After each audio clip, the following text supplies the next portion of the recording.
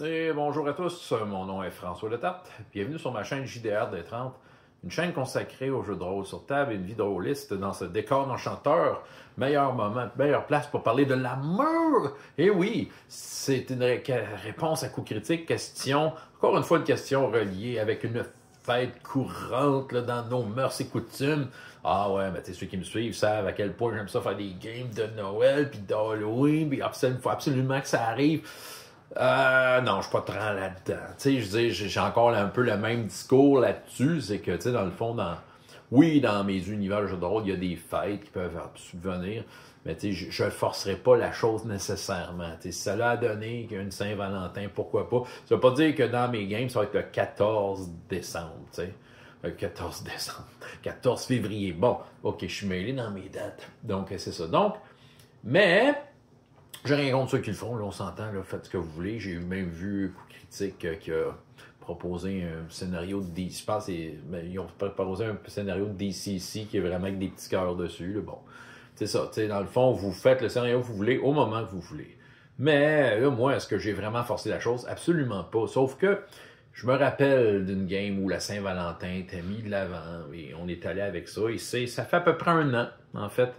Moi, je fais cette vidéo-là en passant. Là, vous autres, vous voyez ça en 2036, là, mais c'est parce que j'ai fait plein de vidéos avant. Peut-être avant. En tout cas, bref, c'est pas, vous voyez pas ça le 14 février, c'est sûr. 2025.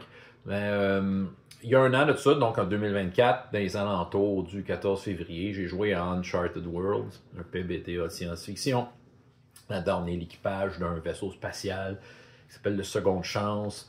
On vit toutes sortes d'aventures. Il y a moi, le révérend Colbeck Scott, mon personnage, en fait, qui est un genre de prêtre du changeur doré. Sa peau est toute jaune pour représenter son dieu. Puis il y a Max, un mécanicien. Il y a Squick, un espèce de robot. À l'époque, on avait des personnages non joués. Il y avait le Dr. Rox aussi, qui était dans l'équipage.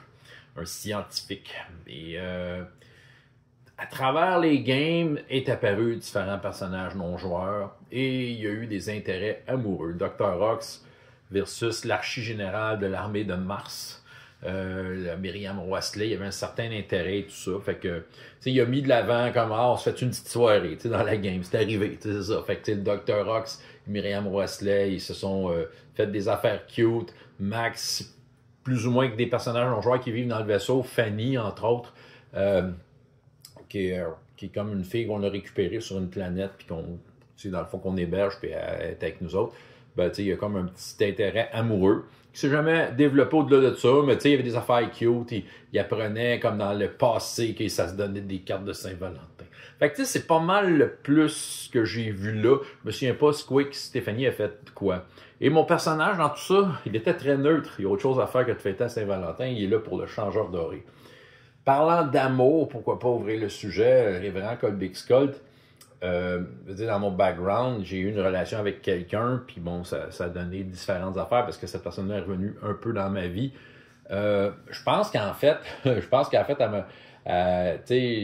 Ouais, c'est pas cette game-là, c'est peut-être cette game-là, mais en tant que telle, elle m'a envoyé des messages pour dire je m'ennuie de toi et tout ça. Mais je sais qu'au fil de cette campagne-là, je sais que Marc, en tant que meneur de jeu, il m'envoyait bien des perches. Il y a bien des personnages non-joueurs féminins, parce que je m'intéresse aux madames, donc qui montraient de l'intérêt de mon personnage. Et j'ai jamais mordu à l'hameçon. Il y a une affaire, par exemple. Dans mon concept de personnage, il est dédié à sa divinité. Fait que son affection va être assez proche, mais il veut pas entrer en relation nécessairement. C'est ça. Il y a de ça. Puis aussi, ben écoute, ouais, c'est ça. Ben, c'est pas le genre de personnage. Puis j'ai l'impression que mon personnage était plus dédié à une cause. Ce qui fait que tous ces intérêts amoureux-là, j'embarquais pas vraiment là-dedans. Mais c'était le personnage, puis c'était moi le joueur qui, ben ok, moi j'avais d'autres chats à fouetter dans cette game-là. Là. Fait que tu sais, c'était cocasse, ça donnait des situations très drôles. Je revirais de bord des madames qui étaient pas contentes. Mais que voulez-vous, Saint-Valentin, ça peut pas plaire à tout le monde, l'amour. En tout cas, bref, avec mon personnage, ça marchait moins bien. Mais tout ça pour dire que oui, c'est pas mal le scénario de Saint-Valentin le plus proche que j'ai eu dans ma vie. Fait que je peux dire que j'en ai eu au moins un. Je me souviens plus du titre, je pense qu'il y avait quelque chose de Saint-Valentin dans le titre que j'avais mis. C'est parce que c'est moi qui mets les titres. Mais oui, je sais qu'il y avait comme beaucoup de petits vœux qui s'étaient échangés pendant cette game-là parce qu'il y a des personnages non-joueurs qui étaient amoureux à des personnages joueurs. Fait que voilà, c'est raconté, c'est fait. François Letarte, JDR de 30. Et jusqu'à la prochaine fois, il y a autant de plaisir dans la vie que dans les jeux. Au revoir.